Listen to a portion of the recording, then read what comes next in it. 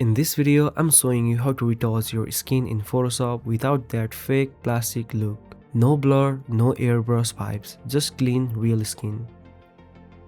I'm already in Photoshop with my image open. First, create a new layer. Then grab the spot healing brush tool, set it to content aware, and tap on those big red or dark spots. This just cleans things up so the next steps work better. Now press Ctrl, Alt, Shift and E to copy and merge all the visible layers. Right click that new layer and turn it into a smart object. Change the blending mode from normal to vivid light. Hit Ctrl and I to invert the layer. Next, go to the filter menu, open Other and choose High Pass. Slowly increase the radius until all the acne basically blurs away. Now head back to the filter menu, go to Blur and choose Gaussian Blur.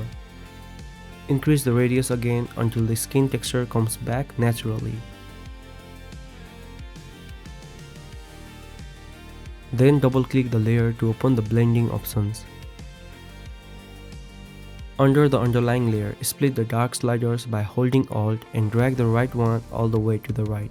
Do the same with the white slider. This hides the effect in areas where we don't want retouching. Now create a layer mask and invert it with Ctrl and I. Select the brush tool, drop the flow to around 21%.